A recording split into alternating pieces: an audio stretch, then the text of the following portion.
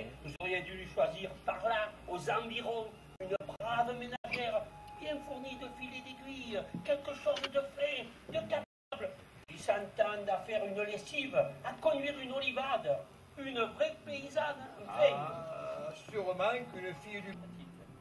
Pas trop mal, père, pour son grand âge. Ça en a toujours bien soin, au moins.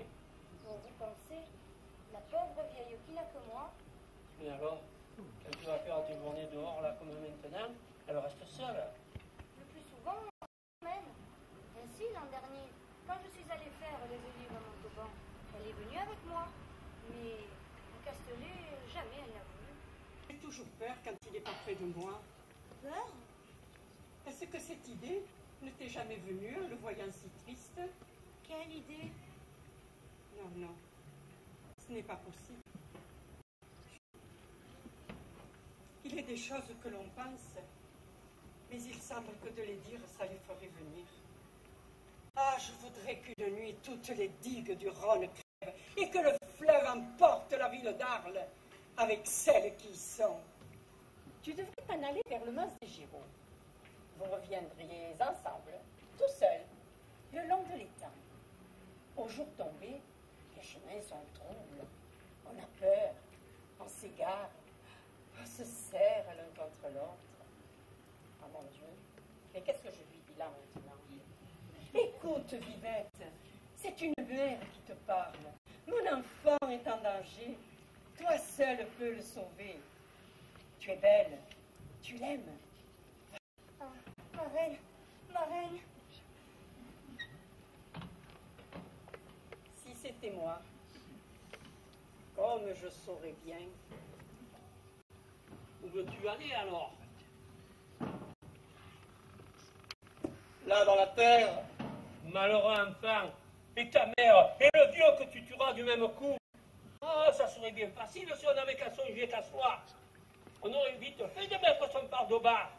Mais il y a les autres. Oh, mais je souffre tant. Si tu savais. C'est comme ta pauvre man de se dire ce que j'aime. Le devoir m'interdit de l'aimer. J'avais 20 ans alors.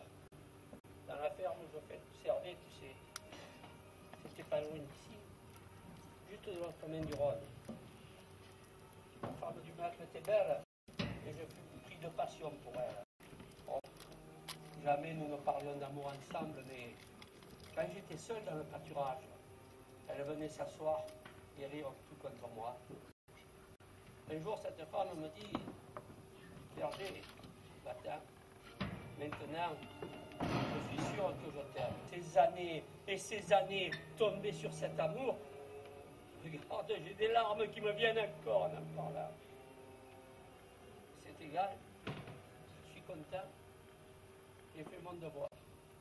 Tâche de faire le tien. Moi, je consens à introduire cette drôlesse dans ma maison, à lui donner mon enfant, ce morceau de moi-même, à dire ma fille à ça. Croyez-vous que cela ne sera moins pénible qu'à vous autres? Et pourtant, je suis prête à le faire, puisqu'il n'y a que ce moyen de le sauver. Mais j'en mourrai, moi, de ce mariage. Eh bien, nous en mourrons tous. Qu'est-ce que ça peut faire, pourvu que l'enfant vive? Ah, qui m'aurait dit cela, mon Dieu, que je verrais de choses pareilles. Il y en a un qui ne le verra pas. Par exemple, ici, à Castellet, une cacao qui a roulé avec tous les maquignons de la Camargue, eh bien, ça sera du propre. Voici ma cape et mon bateau, maître français. Faites mon compte, que je m'en aille. Balthazar, c'est pour l'enfant, vois-tu? Je n'ai plus que celui-là. Mais laisse-le donc partir. Il n'a pris que trop d'œufs. Place à notre feu, ce serviteur-là. Ah, on a bien raison de dire que 1000 brebis sans un berger ne sont pas un bon troupeau. Ce qui manque depuis longtemps dans cette maison, c'est un homme pour la conduire. Il y a des femmes, des enfants, des vieillards. Il manque le maître. Réponds-moi franchement, berger. Crois-tu que l'enfant serait capable de se tuer si nous ne lui donnions pas cette fille? Je le crois, Et tu préférerais le voir mourir? 100 fois. Va-t'en, misérable! Va-t'en, sorcier de malheur! Laissez, Rose. Balthazar est un temps plus dur que le vôtre.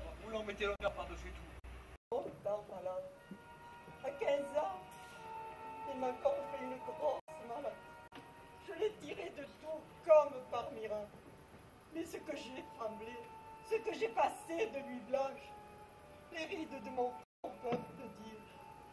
Et maintenant que j'en ai fait un homme, maintenant que le voilà fort, et si beau, et si pur, il ne songe plus qu'à s'arracher la vie. Et pour le défendre contre lui-même, je suis obligée de rester là, devant sa porte, comme quand il était tout petit. Ah, vraiment, Dieu, quelquefois, n'est pas raisonnable. Mais elle est à moi, ta vie, méchant garçon. Je te l'ai donnée.